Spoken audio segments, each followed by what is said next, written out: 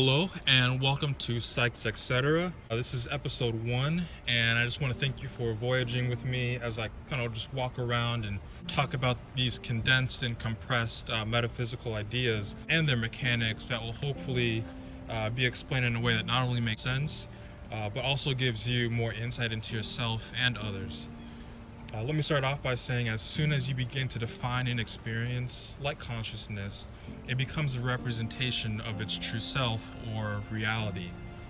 I choose to separate consciousness in two, as it reflects both my own experiences and the hundreds, if not thousands, of individual reports I've encountered over my life. These two forms of consciousness come from the same source and seem to split and then converge in order to experience itself. Today we're going to be talking about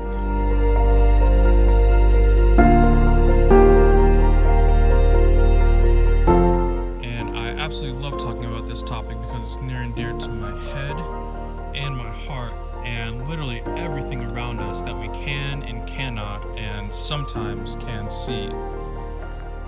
The relationship between the subconscious and the superconscious is kind of like a really long and drawn out baton handoff that's been going on for millennia, and we're right in the midst of it.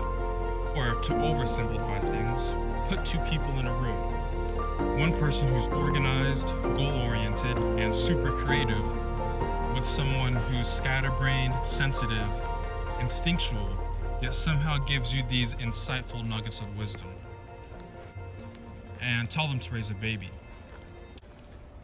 Personally, I like to view them as two separate people altogether and give them names. I'll call my superconscious Dave and my subconscious Marsha.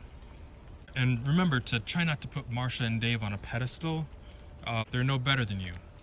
They are you. You are the conversation between two forms of consciousness that don't quite use the same forms of language to communicate.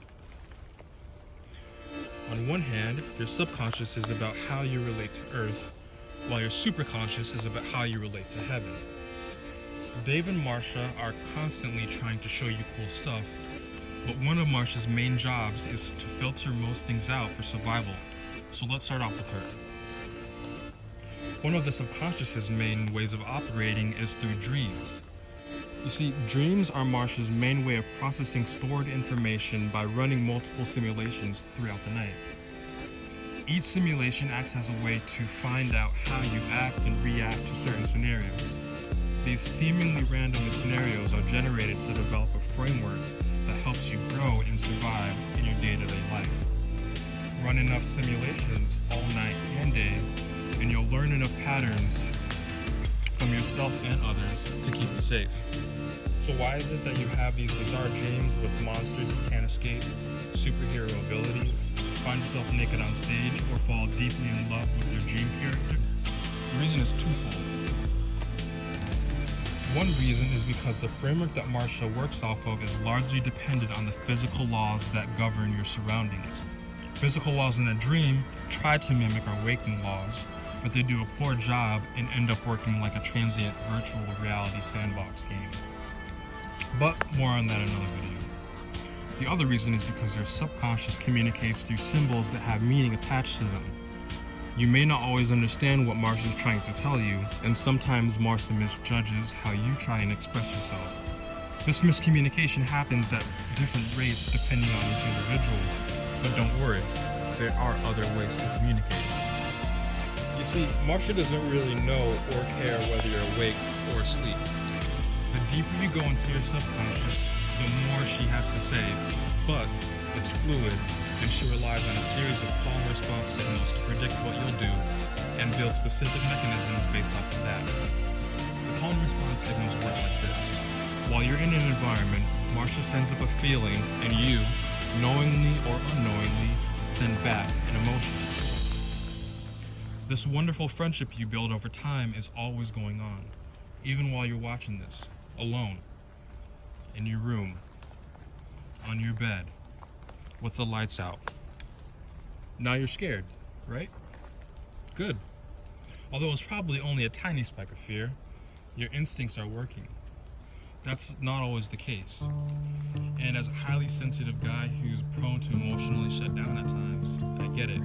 Processing your feelings and emotions can take time and isn't always linear or easy.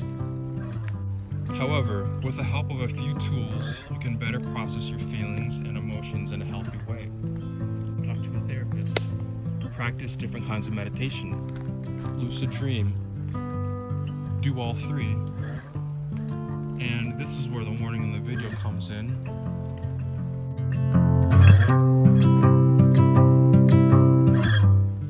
There have been trials that show psychoactive substances such as psilocybin mushrooms have improved people's outlook on life. Some parts of the world have even legalized it. While I don't promote the use of shrooms, I can say that over the several trips I had, I was able to feel closer and more in tune with my subconscious. It almost felt like being a part of a parent-teacher conference where we reviewed my past experiences and mistakes, and my personal morality and philosophy became black and white. But it wasn't hostile. It was like meeting a wise old friend who I had forgotten how to truly talk to.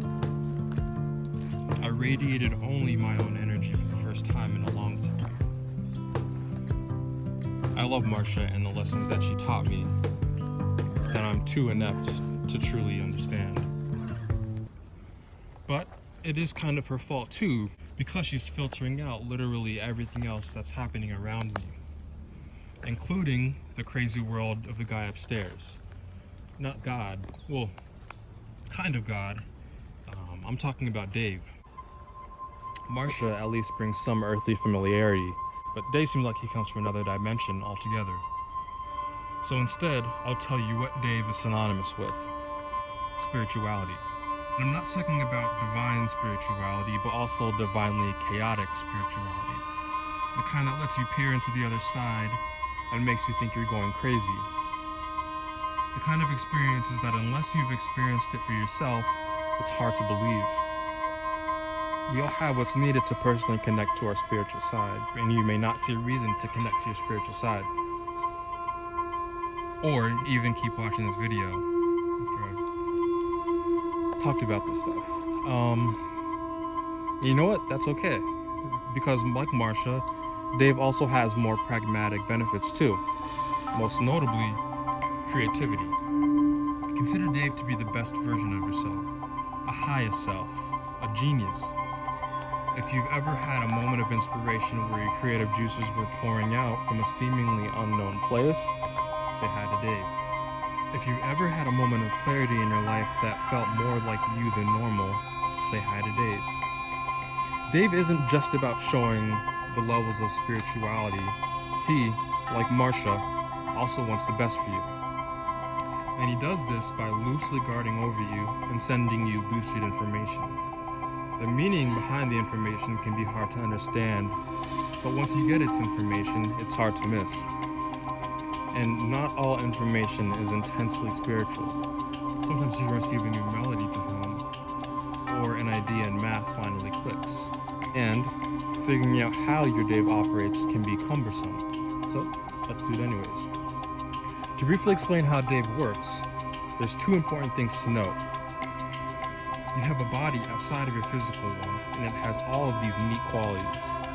And two, that body can be used to explore places beyond our physical world. I know, it sounds unbelievable, but it's true. It's totally bonkers. Like I mentioned earlier, if Marcia relates to Earth, then Dave relates to heaven. And not just like a kumbaya version of heaven where everyone goes after they die. That's a part of it, but it's crazier than that. It's more complex. And to explain it better, I first have to talk about this body you have. Depending on your belief system, this other body has been called an astral body or your soul. It's you, but on another plane of existence that for whatever reason overlaps our own. Yes, like that one TV show and all of those scary movies. Too much into it in this video, but one way you can understand what it feels like to inhabit this body is through this out-of-body technique called astral projection. Not to be confused with its metaphysical cousin, lucid dreaming. Astral projection is a specific type of meditation that uses your astral body or soul to safely travel to other realms. You may come across other entities or beings, but fear not, nothing can hurt you or possess you. How does this relate to Dave? Well, when Dave is in your world, you act like him. And when you're in Dave's world, you take your consciousness or your ego with you. There's a lot of give and take of kind of semi-hypnotic states of awareness that goes on between you, Dave, and Marsha. And traveling with them can be incredibly fun. But there's more than one way to do it. Another way to experience other, more complex realms is by using dimethyltryptamine, or for short, DMT. DMT is a psychoactive substance that works off of the serotonin receptors, similar to shrooms. It is typically described as a portal or tunnel that sends you into other dimensions with strange yet familiar settings, properties, entities, and at the heart of the experience is something words can't describe. I've traveled several times. One of the biggest takeaways is that this feels like home. Magic exists again. Your soul is closer to its original state than it has been since you were born. Yet each trip can create more paradoxes. Chaotic planes balancing and fractaling by complex mathematical equations, sacred geometry, they're self-contained, intelligent, and transpersonal entities, gods, and goddesses. You may even get to encounter the source of everything. At least that's what it feels like. It's heaven. And trying to explain what you experience will probably make you come across as crazy, but at the heart of the trip is something spiritual and magical. And this is where Dave's from. He doesn't get to travel unless you and Marsha go with him.